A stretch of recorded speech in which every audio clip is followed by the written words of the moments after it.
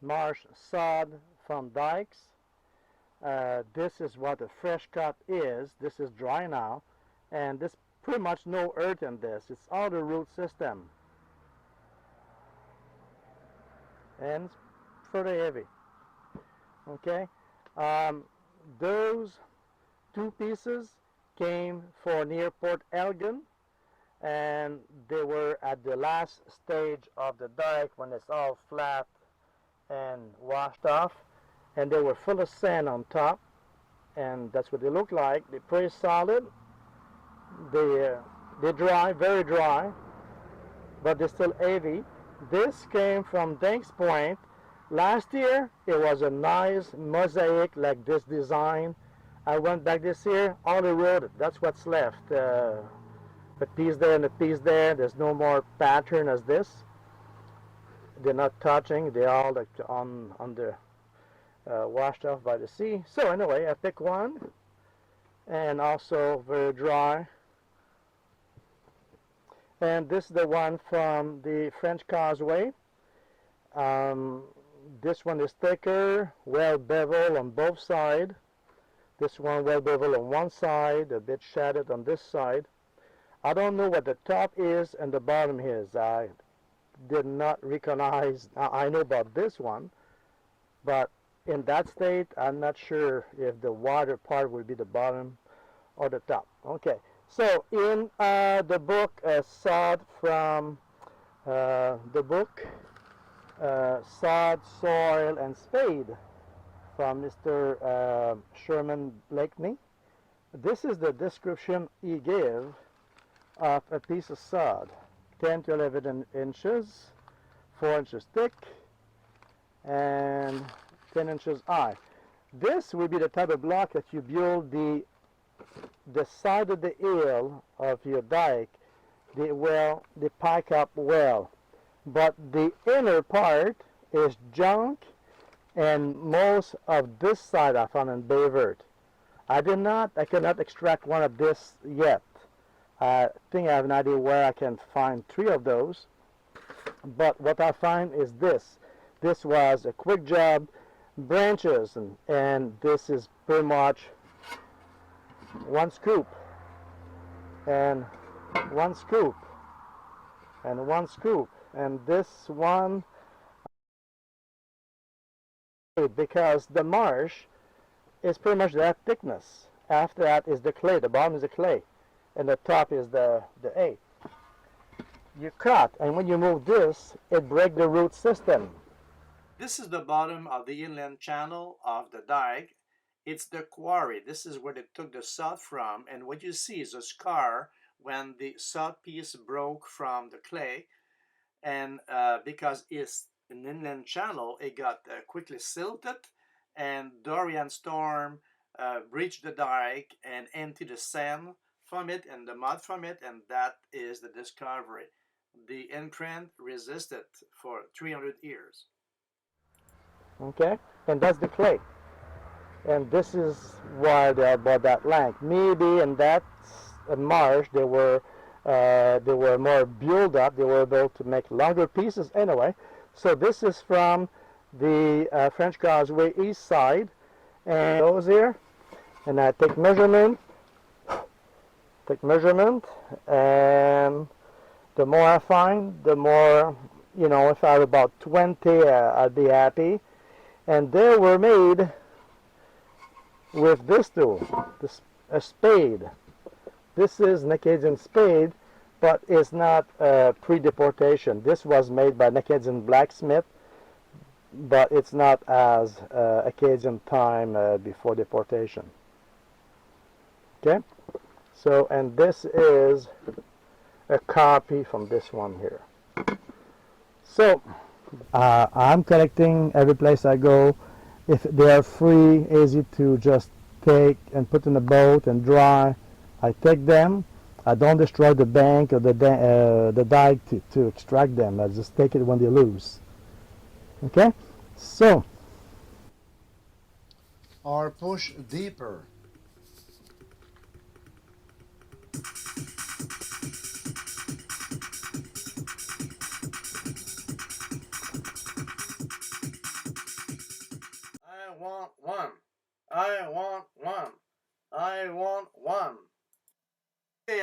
want an Acadian shovel.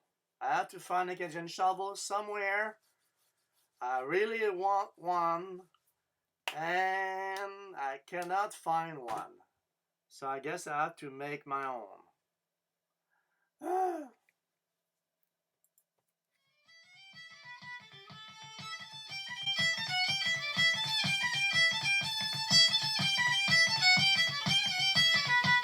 Okay, we don't say shovel. We say spade. That's a spade.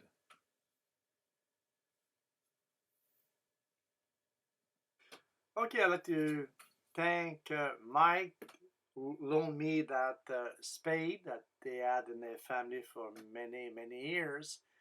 And it took me 2 years, but finally I made a copy.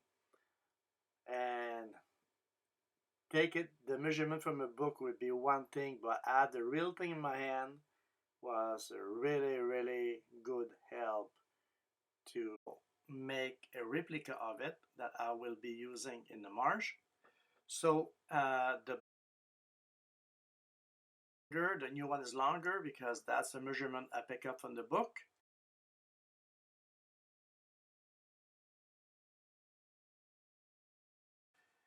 The socket is about 1/4 inch wider. I really hammer a lot and try to give the same shape, and somehow just when very close to it, a bit more flat, but it's very, very close to it, except one is rounder and one is more flatter.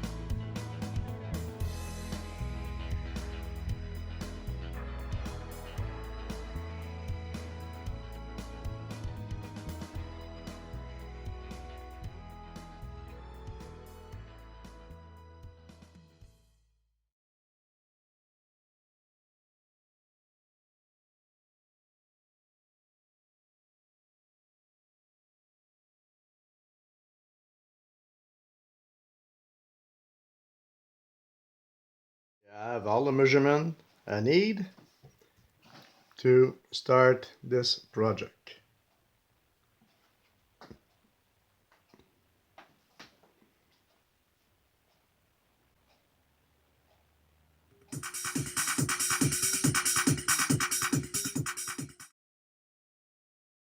Okay, real carpentry this time.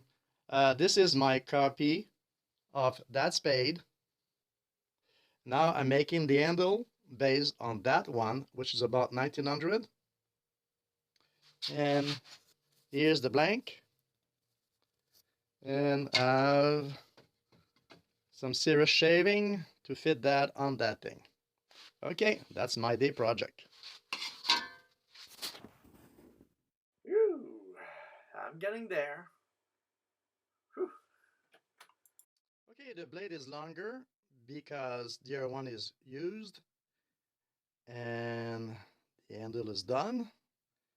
Just increase the diameter a little bit at the end because I'm using spruce, very heavy spruce, but I didn't have any hardwood for that. So this will follow me in the boat, and I will try it every place I go this summer. And which one I prefer? The old one. It's about 1900, and it was used to fix and repair Acadian dike. Which one I'm proud of it? This one, because I made it. Ta-da!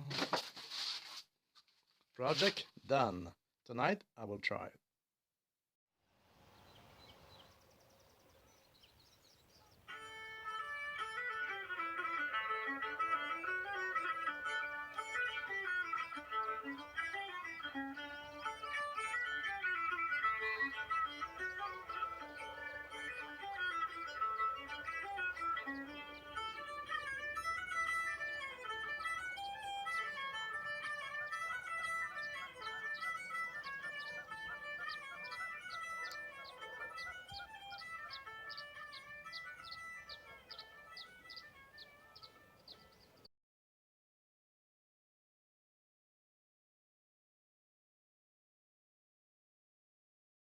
Tonight I'm here to celebrate that it took me 2 years to build a spade. Okay? The iron part was the easy part in a way. After that, I was chicken to build the handle, but I succeeded. Well, what is this? Okay? This is an experiment to see how the sod will regrow when it's piled up as a dike. Now, why so many branches? Because the first time I built it, the high tide came and everything floated away. Now, what did I conclude of that experiment? Is this was hour up last year. Over the winter, the top layer float away. What does it float away? Because basically, sod is spongy, and when there's less water into it, it starts to float away. And how to cure this? Well, you put a lot of little branches as anchor into it, and also you build the height of the dike high enough to be above the high tide. So there's always a weight on top pushing down, and the top, yes, is drier. It might float away, but if the water doesn't reach that level, your dike stays in place by gravity. And the little branches that you, okay, push into it to avoid some movement. Now, in this case, it's a bit exaggerated, but it's still there now for 2 years, but I have to rebuild it every year, a bit higher up. Okay, I don't know why I'm racing. Maybe the tide's riding hard and I can build it. Okay.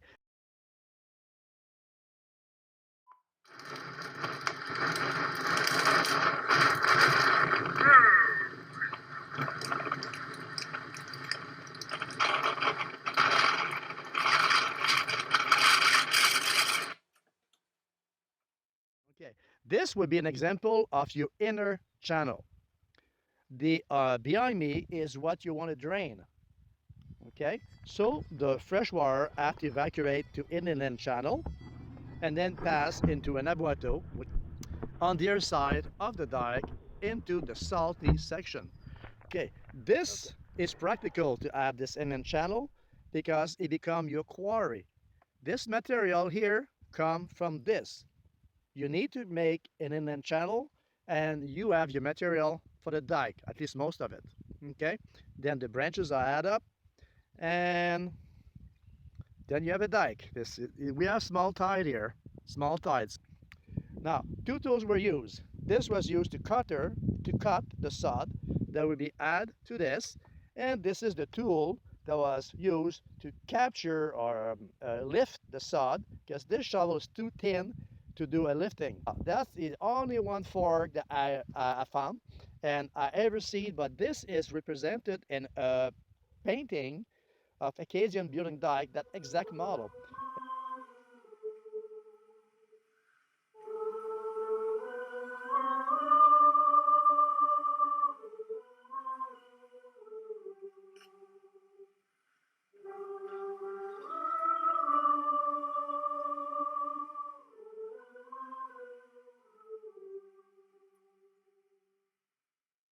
Okay, now enough talking. Let's do some action. Oh, you do not put your feet on the edge of the blade. If you miss your shot, you cut your lower legs. This is sharp, it's thin. There's no piece of metal here that curves this way, so you can put your foot against it. So as you can see, if you miss your shot, it might get into your skin or rip your boots. So the way it was used, it was push down and with the help of the belly if needed, okay? But now I'm gonna use my belly to put an even pressure on it, okay? And if I put my hand on top, it'll be a bit safer on my belly.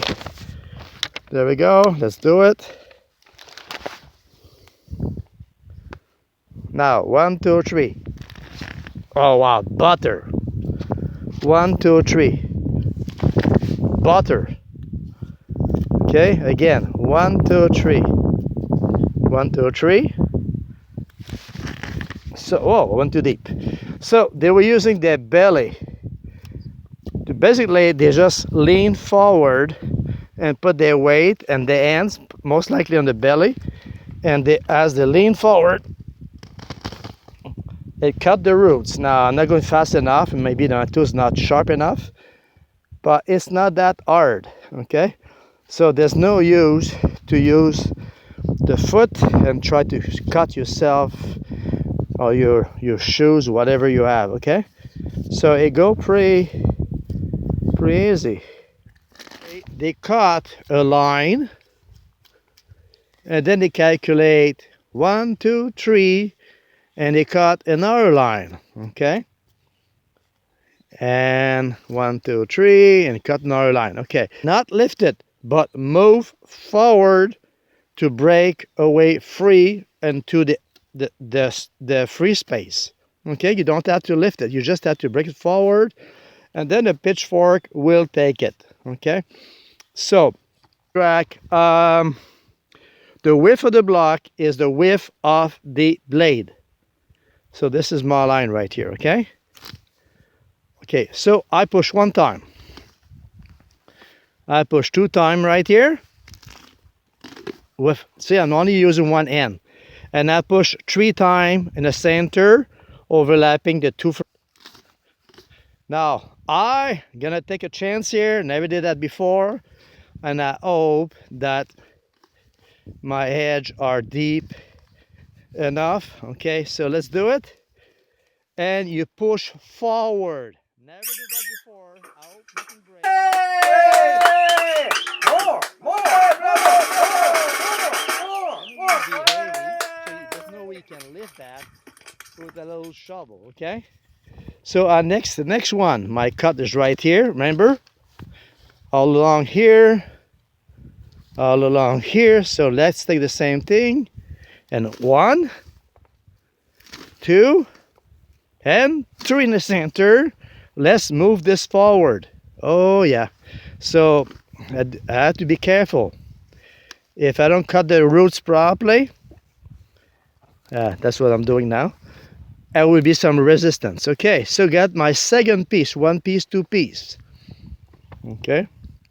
Okay, let's go back here. Let's make sure I cut everything inside. Okay, 1 cut.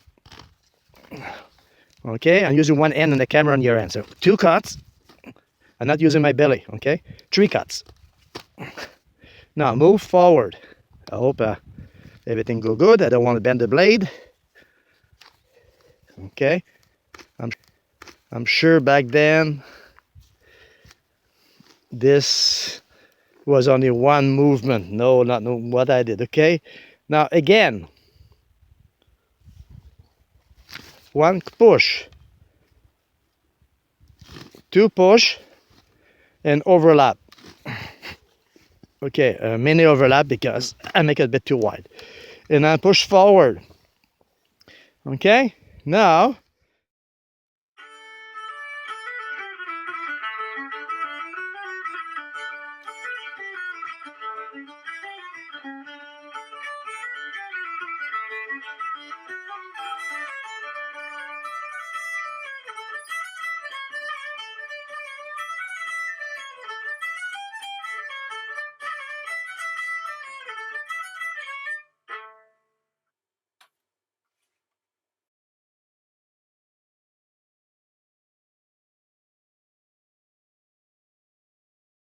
I already free 2 pieces from there,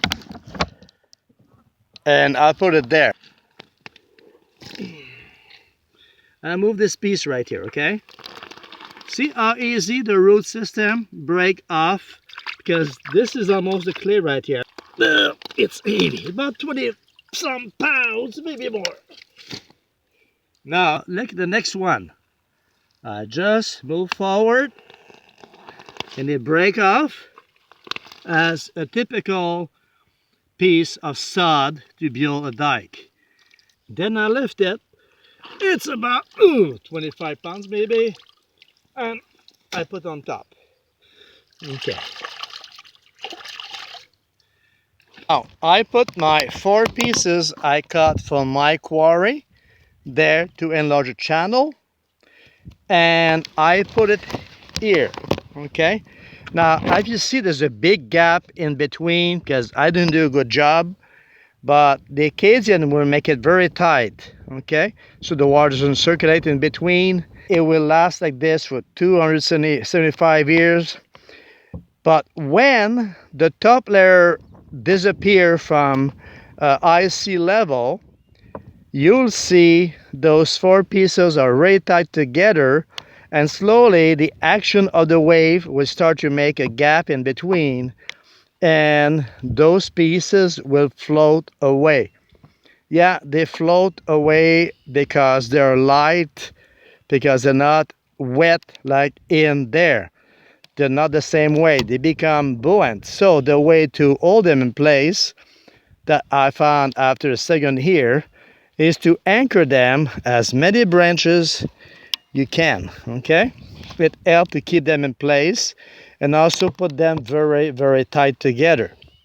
Now this height is not enough, I know, because it used to be this height and basically the top layer float away. I don't know if Acadian had cats. I think they did actually. This cat found me in the marsh. It's amazing. What do you think, kitty? Yeah, stinky, huh? Yes, marsh stink because it's full of CO2 encapsulated in a way. So you make a mismatch of crisscross branches to hold that in place, and as long as you have the weight on top, this will not move for century. If you don't have enough height, it will get loose like this one here and basically float away. Okay, so I'm happy it did work. 2 years in the making of that spade, and I think they made the right mold. I just copy it. Wow.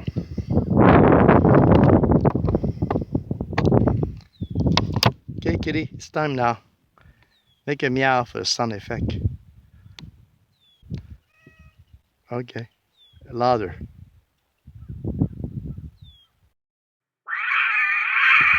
Kitty is a marsh cat. Okay, so this week I will come and enlarge 1 or 2 widths here. Oh wow, my tool's still there. Too bad. I forgot about that. Okay, and enlarge that turn right here and use this for that dike or imitation of dike, and all the sod that is there either came from here, and I don't know if you can see, but the eyes bring in big patches of sod, like the eyes rip a big pieces like over there, and it deposit that there. This is what I've been using, those pieces where they are pushed by the ice. This is what I'm using to build this thing.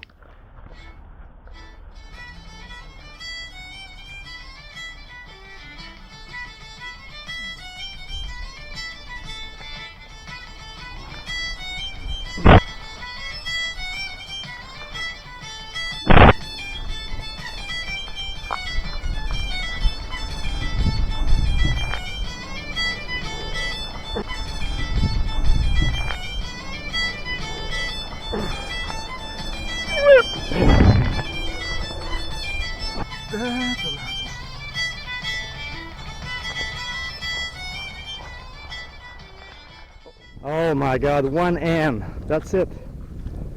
It's working.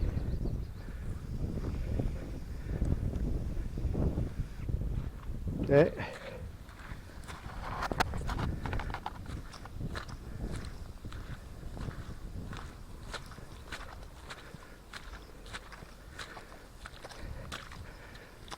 And that's it.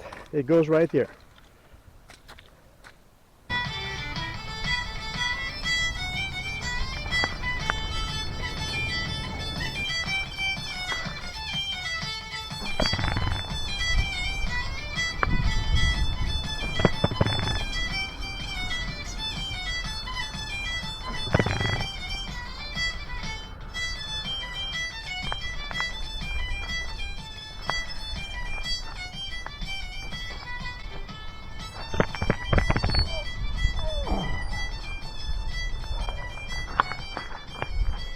What do you think, Kitty?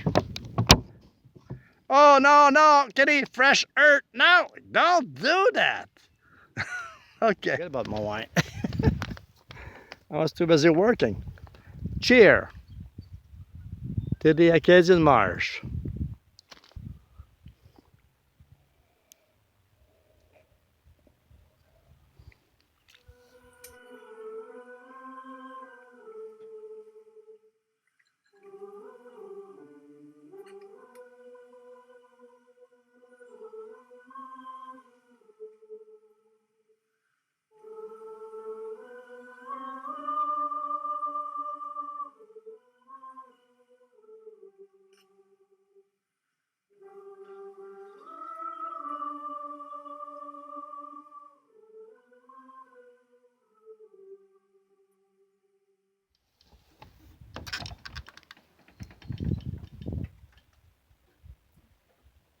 Okay, welcome to the Mad Scientist project of electrolysis.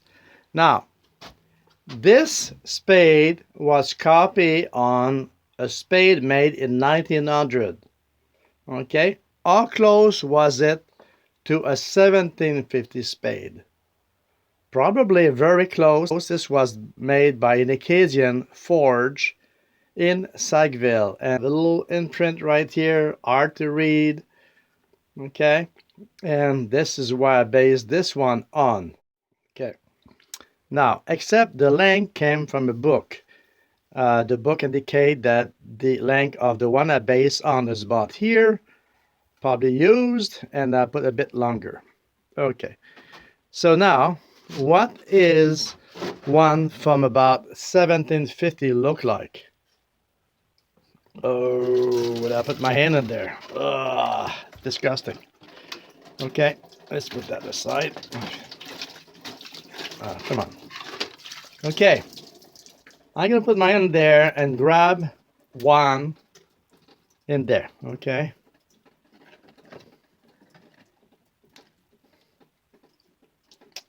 Okay. This is what they look like after 270 years, 300 years. Okay. Now this one, as you can see, is broken short. Okay. Most likely it was used after it was found, dug in the ground, bent backward like a regular today's shovel, and snap. It's not made for that. It's made to go on the ground and move forward. Okay? Move forward to detach the sod from the clay. Side mine. Okay? Mine. Okay? It's hard to do with the camera on. As you can see, this piece of blade is missing.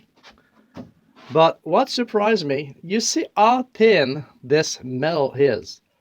How this survived 300 years, 270 years, 300 years. How this survived. This metal has to be very special and maybe dip in grease every day of his existence until the deportation. Now, there's one very historical important thing in this thing. You see the rivet? It makes sure that this front plate is not pulled out from the blade. And I didn't do that on mine because I was waiting to see what movement will happen in the shaft, if any, okay? When I'm sure it's pretty steady, then I will drill a hole and make this addition, okay? So this in book, I did not see this. This is the first time. This was a gift from a friend. He found that. And this is what I saw on this one. I said, oh, wow, this is a fantastic revelation. Because I was worried that those rivets right here will pop out when I move this thing forward after so many times. But no, the trick is to put another rivet right here, right through, to hold the pocket back attached to the blade. Fantastic. So this is the state of restoration this time for that blade. Let's see what else we have in there. Now, I changed the wire about 2 days ago. This is how fast it goes. Oh, a lock. Okay, not that. A big nail. Rose nail. Oh, this is coming good. This is everything crusted. Now, something you should notice about that one. That one does not have the attached pocket, as you can see. This one is quite different. This one seems to be a wedding of two plates together, bang, bang, bang together, and to create this pocket. In this one, there's no rivet, there's no pocket like this one. The pocket is integrated into the surface. And in this one, I see no rivet. Now, as the entrances continue, those little flake of rust will come out. It takes a long time, and it will get to metal like this one here, very, very thin, and will be preserved dipped in wax. So this one is more complete. Okay, if I put that there, I have to be careful because it is flaking off. This is the rust flaking off. Okay, that's rust. Okay. But metal is very thin. Okay, look, I start right here. Oh, this comes closer to my length. Okay, closer to my length. This will let going. And for another bat, a bit longer, and they have to be all attached with electric wires, which probably this one fell off. What else I have in there? Okay, let's detach the wire. Oh. Ooh. This one's getting, this way. This one is slightly wider. Ow! Why is it wider? Because it has the same feature. So the book said this is the width, and I'm convinced this one is a bit wider. Aha! Were there two kind of spade? And again, it's a pocket spade. It's not an addition of a pocket on top. It is effectively two pieces of metal married together. That'd be hard to preserve. I will have to work hard on this one. I think I'm done. And now, yeah, I found a little piece one. This one here. Oh, this one, the one I found. Okay, this one. Let's see. This one, there's another rivet too. See, there's no pocket there, there's no rivet. This one is also two pieces put together, but as you can see, it smack out. And the bottom blade is lost. And that's from Bayard. Okay, that's what they look like after 200 years. No miracle. It's a slow process of flaking the dirt off, the rust off, slowly without touching the metal. You don't want to lose what you have left, okay? Slowly, like weeks, slowly. And then when you're happy, don't force it. When you're happy, then you put in distilled water, and then you dry it, and then it goes into wax. But not in that state. That state, contains too much rust, it will just get worse to worse. Okay. that's it. This wire had to be changed, and the barrel had to be changed too. This is all the exchange from electrolysis. Okay, and we do that tomorrow. Yeah, stinky. Now, just to say, those are all donation. I found one. But over the years, people found them, didn't know what to do with it, and they were rushing their house. And when they heard that I'm interested into that stuff, they say, look, Jean-Luc, you can have it. It's in bad state. Do your best. Okay. Now, this one have a rivet pocket. This one is very, very similar to mine. Look at the length. I start here, line up, and I go almost perfectly exactly what mine, but I kind of think I put 1/4 of an inch longer in mine than the book said, just in case. But there's one thing I noticed, because I took from the book. You notice something? Look, this one is wider than mine. So there must be a standard, and over the years, because I copy mine from a 1900 one, which I thought was much older until I find out about the print on it, the mark on it. But you see, mine is more narrow than this one. So the next one I will do will be based on this one. I cannot do a double plate pocket, but I can do a rivet pocket. So this one is the pattern for my next one to the same length I've used, but the width of that one and everything in detail I can copy on that one when done. Otherwise, it's very similar. Very similar.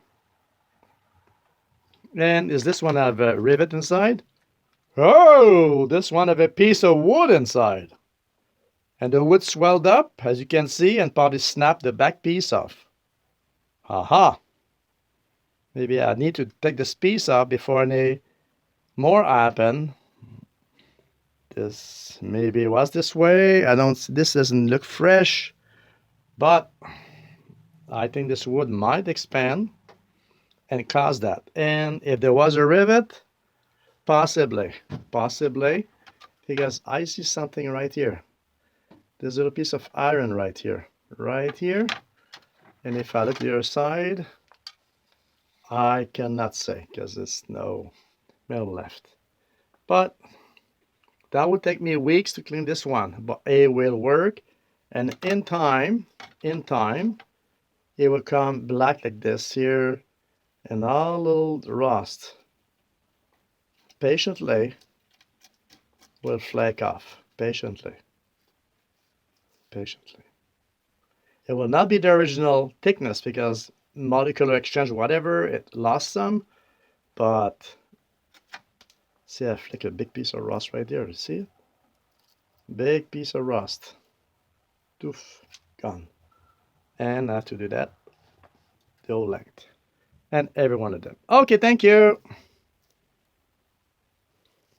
Okay. How was it, Kat? What do you think? Do you think I explained well? I tried. Oops.